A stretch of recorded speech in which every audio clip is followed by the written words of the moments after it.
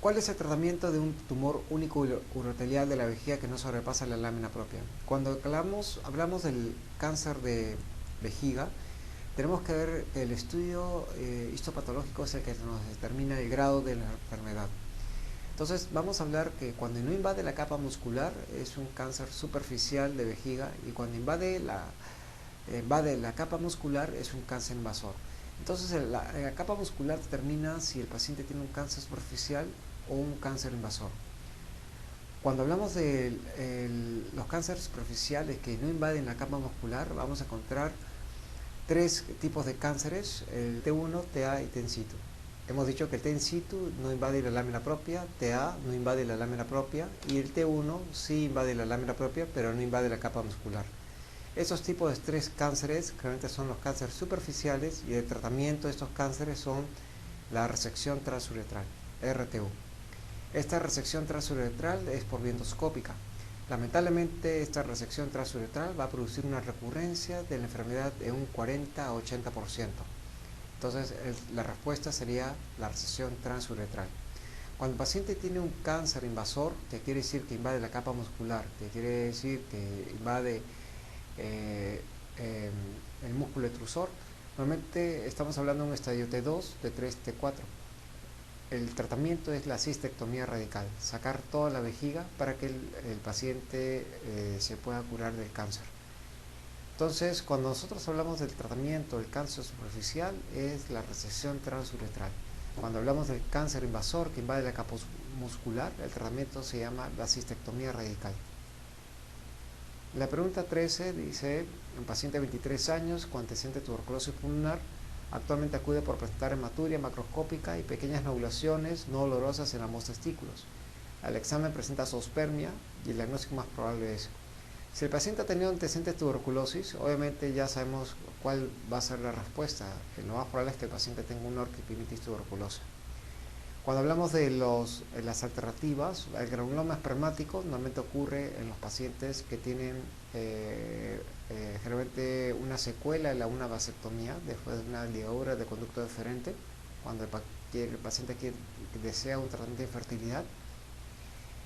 Y cuando hablamos de la tuberculosis, generalmente la orquiepimitis tuberculosa, hablamos que la tuberculosis es siempre secundario a un problema pulmonar. Cuando la tuberculosis migra hacia el tracto urinario, migra por vía sanguínea del pulmón hacia la zona cortical. Y cuando llega a la zona cortical del riñón, claramente se va a diseminar en forma cranicular descendente por todo el tracto urinario. Llega hacia la uretra, y cuando llega a la uretra, lo que va a ocurrir es que se mete dentro de los conductos del conducto eyaculador, las vesículas seminales y el conducto deferente. Y por el conducto deferente normalmente va a buscar los sitios, llegando al testículo, va a buscar los sitios donde existe mayor oxigenación, porque sabemos que la micobacteria es una bacteria aeróbica, y va a encontrar los plexos arteriales donde existe mayor irrigación, y uno es en la cola del epidimo. Y ahí es donde se va a quedar la tuberculosis, en la cola del epidimo. La tuberculosis, el cuadro clínico, generalmente va a producir síntomas irritativos urinarios, disuria, poliaquiuria y necturia, ¿no? Y también lo que va a presentar es también a veces dolor lumbar por la hidronefrosis, por la fibrosis que ocurre a nivel de los uréteres, especialmente en la porción inferior del uréter, en la unión del uréter con la vejiga. Aparte de eso, el cuadro clínico de hematuria puede presentarse, como el caso que hemos visto, en la cual puede presentarse en el 50% de los casos con una hematuria microscópica, un 10% de los casos con una hematuria macroscópica. Los síntomas generales como baja de peso, sudoración nocturna, pérdida de apetito, normalmente puede ocurrir solamente en el 20% de los casos.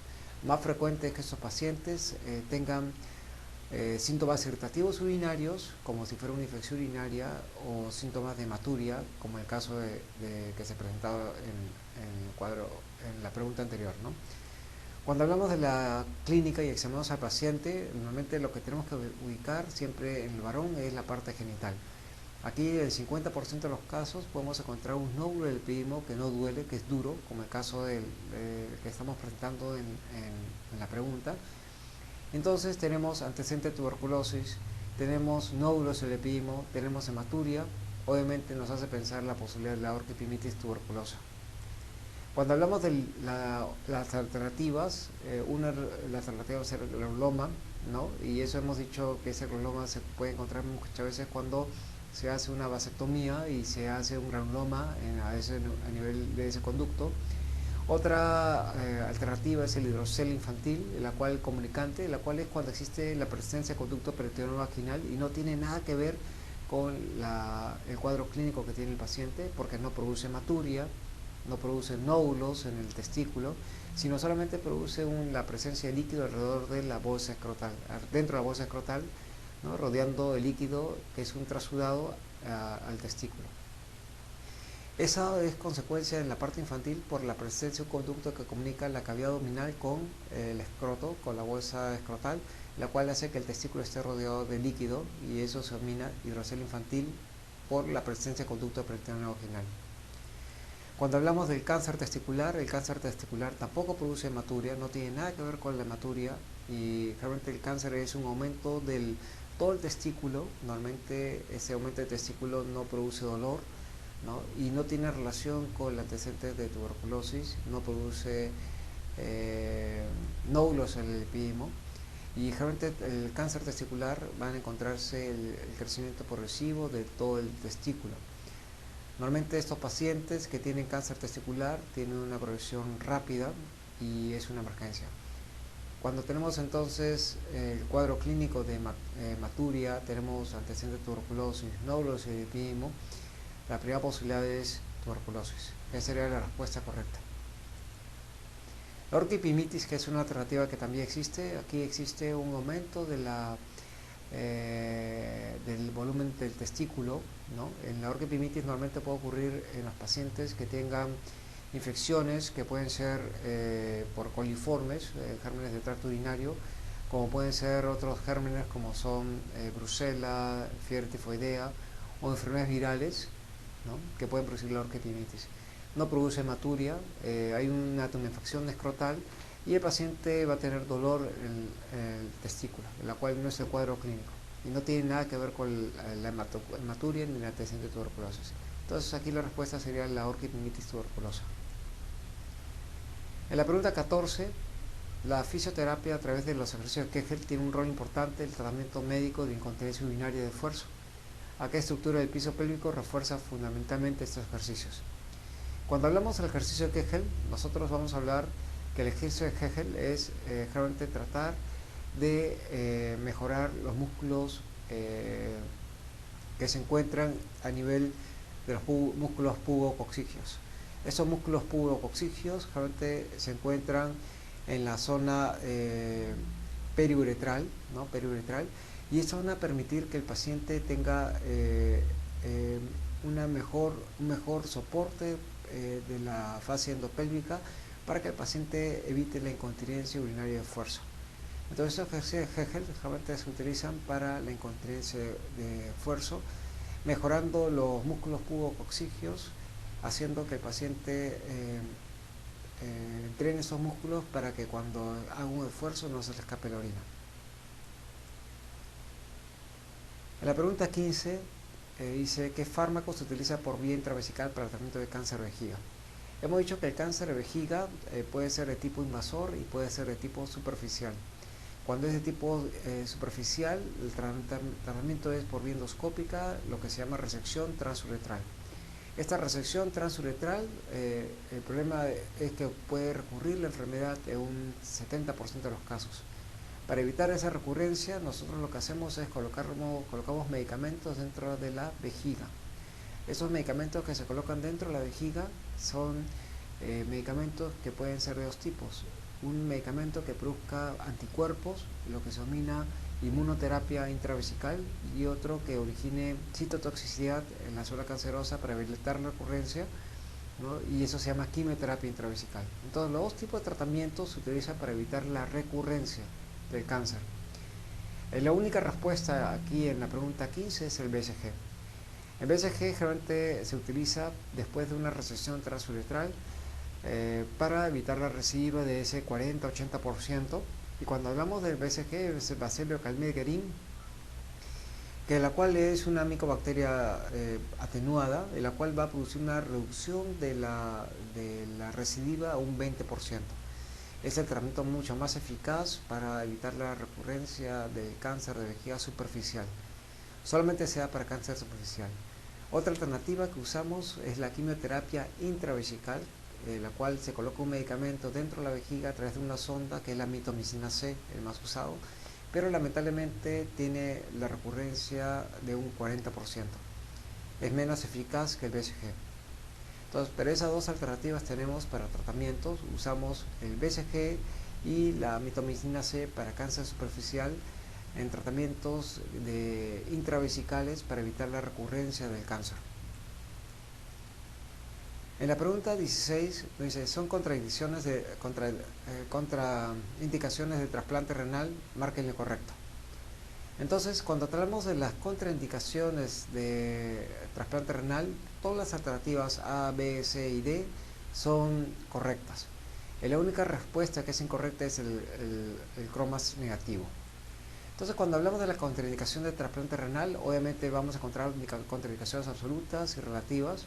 Vamos a encontrar el VIH, las personas que tengan cáncer con una baja expectativa de vida, enfermedades que tengan una enfermedad que tenga una baja expectativa de vida, enfermedades psiquiátricas. Y cuando son relativas es la edad del paciente, ¿no? Personas de tercera edad, problemas cardiovasculares, problemas tumorales, insuficiencia renal con una posible recurrencia en la insuficiencia renal, ¿no? Y cuando hablamos de estas contraindicaciones, tenemos que hablar también que cuando un paciente se hace un trasplante, se tiene que hacer un estudio de histocompatibilidad, que es el HLA. El HLA realmente son de tres tipos, tipo 1, tipo 2 y tipo 3. Los que frecuentemente se utilizan para la histocompatibilidad es de tipo 1 y tipo 2. Cuando hablamos de la histocompatibilidad, realmente está asociado con los genes que se encuentran en el cromosoma 6, el brazo corto del cromosoma 6. Y lo cual tenemos que buscar cuando hacemos la tipificación del HLA, que sean semejantes el donante y el receptor. Para eso, cuando nosotros tenemos el donante y el receptor, tenemos que hacer una tipificación de la prueba de histocompatibilidad y el cross-match. Tenemos que hacer tres pruebas, estas dos pruebas juntamente con el grupo sanguíneo del paciente. Y la prueba de cross-match es más que todo buscar anticuerpos en el receptor contra el antígeno de histocompatibilidad del donante. Entonces, si nosotros encontramos anticuerpos positivos, quiere decir que la prueba de cross-match es positiva, y eso es una contraindicación para que el paciente se realice el trasplante renal. Entonces, normalmente una indicación para que el paciente sea trasplantado es que tenga una prueba de cross-match negativa, y con eso sí procede el trasplante. Entonces, eso es una respuesta, una alternativa errónea a tener un cross-match negativo, porque aquí para que sea una contraindicación tiene que ser un cross-match positivo, en la cual nos indica que existen anticuerpos contra el sistema de antígenos HLA del receptor sobre el donante, el órgano del donante.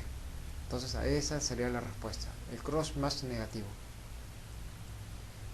La pregunta 17, los medios de fijación del riñón son fundamentalmente, cuando hablamos de los medios que fija el riñón, principalmente tenemos que saber que el riñón se encuentra en la posición de T10 a L2. El riñón va a estar ubicado normalmente gracias a que se encuentra un pedículo renal que está en ese nivel y que va a ser un elemento de fijación importante para que el riñón no se caiga y no ocurra lo que se llama la tosis renal. Entonces, el pedículo renal normalmente a este nivel va a permitir un elemento de sujeción del riñón, pero también otro elemento de sujeción del riñón va a ser el tejido fibroso que se encuentra alrededor del riñón y que va a formar el compartimiento renal, que es la fascia posterior y la fascia anterior, la fascia de Zuckerman y la fascia prerenal. Entonces, esas fascias, juntamente con el tejido adiposo, van a permitir que el riñón se encuentre en toda esa posición. Entonces, el pedículo renal con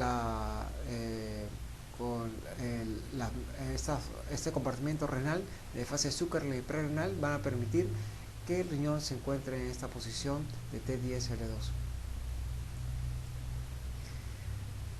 Cuando vemos un paciente que ha bajado de peso, está con nutrición o tiene una enfermedad crónica, normalmente va a ocurrir una disminución de los elementos de sujeción del riñón entre T10 y L2 y va a ocurrir lo que se llama lactosis renal. Lactosis renal. En la pregunta 18 dice el cáncer de próstata estadio T1, T2A. Hablamos de estadio T1 cuando el paciente tiene un tacto rectal normal y el diagnóstico es cáncer de próstata por una biopsia o por el estudio histológico cuando se extirpó la próstata pensando que era una hiperplasia prostática. Y T2A cuando el paciente se palpa al tacto rectal un nódulo dentro de la glándula prostática. Entonces, cuando nosotros tenemos un cáncer de próstata estadio inicial, tenemos que curar al paciente. Y hemos dicho ya que para curar al paciente tenemos dos alternativas. Uno es la cirugía radical de próstata y dos es la radioterapia. La radioterapia y la cirugía radical tienen una tasa de curación de un 70-80% aproximadamente. Entonces, cuando hablamos de la alternativa 1 que dice que la cirugía logra más curaciones, eso es falso porque la radioterapia y la cirugía curan la misma proporción. La hormonoterapia está indicada si el paciente tiene PSA menos de 10, eso es falso porque hemos dicho que cuando el paciente tiene un tratamiento con cáncer de próstata avanzado es cuando el paciente tiene que recibir un tratamiento hormonal, o sea, cuando el paciente está en un estadio 4, un estadio 3, y esos pacientes que tienen estadio 4 y 3 normalmente tienen una elevación del PSA en mayor de 20. Entonces, es totalmente contradictorio la alternativa 2, ¿no? Porque esos pacientes que tienen que recibir un tratamiento hormonal posiblemente tengan ya un PSA más de 20. La resección transuretral, que es la alternativa 3, es la técnica quirúrgica de elección. Eso es falso porque hemos dicho que la cirugía radical y la radioterapia es la respuesta para curar a esos pacientes. Entonces la alternativa 4 es la respuesta, donde la radiación o la cirugía radical obtiene resultados similares en un 70%. Y cuando hablamos de los efectos tóxicos de radioterapia, normalmente la radiación puede producir efectos tóxicos que no son del 20%. Normalmente puede producir una incontinencia un 3 a 5% y impotencia 60%, efectos de diarrea, ¿no? Diarrea en los pacientes, como también puede haber efectos, problemas de impotencia, ¿no? Diarrea, hematuria también puede producir la radioterapia. Cuando hablamos de los tratamientos, la cirugía, radioterapia son los pacientes que pueden curarse en cáncer de próstata. El cáncer de próstata de estadio iniciales, normalmente que ocurren en los pacientes, tiene que escogerse el tipo de paciente. ¿Por qué? Porque el cáncer de próstata avanza muy lentamente. Como el cáncer de próstata avanza muy lentamente, entonces cuando el paciente tiene menos de 70 años, esos pacientes sabemos que van a tener una sobrevida de más de 10 años y esos pacientes sí tenemos que darle un tratamiento curativo para el cáncer, porque ellos sí pueden morir por el cáncer. Pero cuando el paciente tiene más de 70 años, quizás la expectativa de vida es menos de 10 años y esos pacientes, quizás observándolos, podemos darle una sobrevida similar a la cirugía de radiación. Entonces, el cáncer de próstata normalmente tiene un avance muy lento. Entonces, aquellos pacientes que tengan una expectativa de más de 10 años y que tengan un estadio T1 T2, sí debemos hacerles una cirugía radical o una radiación. Pero aquellos pacientes que tengan una expectativa de cáncer, de vida de menos de 10 años, esos pacientes no van a morir por cáncer de próstata porque el cáncer de próstata avanza muy lentamente. Normalmente para que el cáncer de próstata se desarrolle en un estadio 1 a un estadio 4 puede demorar 15 a 20 años. Entonces la cirugía radical de próstata y la radiación son los tratamientos para estadio 1 y estadio 2. Y cuando hablamos del PSA, normalmente hemos dicho que el PSA es para hacer el diagnóstico, pero también nos sirve para ver el seguimiento del cáncer. Entonces este cáncer claramente va a aumentar y también lo que va a aumentar es el valor de PSA. A medida que el paciente tenga mayor PSA, claramente va a haber mayor probabilidad de metástasis y mayor posibilidad de que el paciente pueda tener ganglios y estar en un estadio 4. Entonces, aquí vemos la tabla de Partan. La tabla de Partan nos indica el valor de PSA, el estadio T1, T2, T3, T4 del paciente y el grado de gliso, que es el grado de disociación. Aquí vemos en el medio de la tabla realmente el porcentaje de los ganglios que puede encontrarse en los pacientes que tengan un PSA alto con un estadio T y con un Gleason. Entonces el PSA no solamente nos sirve para ver el diagnóstico, sino también para el seguimiento del paciente. Y por esa razón es importante esos pacientes seguirlos con el valor de PSA cuando el paciente se ha hecho una cirugía o se ha hecho radiación, y también para el diagnóstico. La RTU solamente en cáncer de próstata es paliativo, eso es para que el paciente pueda miccionar en forma normal sin usar sonda, o para que el paciente pueda orinar con una mejor micción, ¿no? Y no es curativo del cáncer, solamente es algo paliativo para que el paciente pueda miccionar mejor. Los efectos laterales de radioterapia, ya hemos dicho antes, puede ocurrir problemas intestinales como son la diarrea, puede producir hematuria, puede producir síntomas irritativos urinarios y incontinencia, que es lo más grave quizás, que puede ocurrir un 5%, y impotencia un 60%, ¿no? Entonces, efectos colaterales graves no ocurren en la radioterapia, ¿no? Cuando un paciente tenga cáncer de próstata de un 20% o más, ¿no?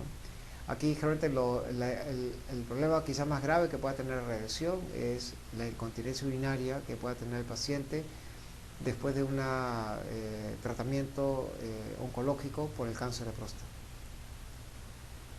En la pregunta 19 dice: un examen clínico rutinario se le descubre a un paciente al proyectarle un tracto rectal un nódulo prostático de mayor de 1.5 centímetros de diámetro. La ecografía muestra una situación intraglandular. Se ha hecho una biopsia y encontraron adenocarcinoma. El antígeno prostático está en 2 y no presenta afectación ósea ni ganglionar, ni tampoco presenta compromiso hueso.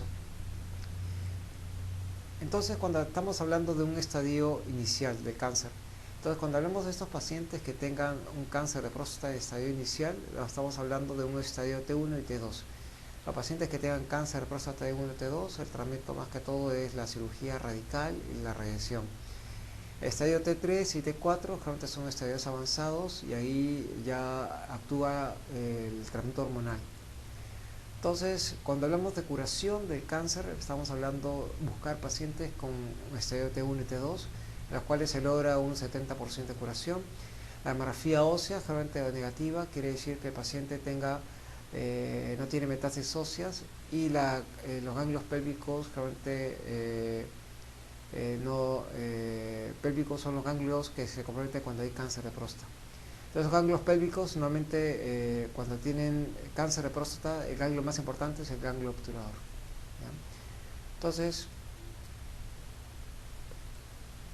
estas son las respuestas a todas estas preguntas, ¿no?, que hemos desarrollado, y cualquier inquietud que tengan sobre las alternativas que tenemos, realmente pueden consultarlo, ¿no?, para determinar más que todo para que puedan resolver su práctica diaria, ¿no?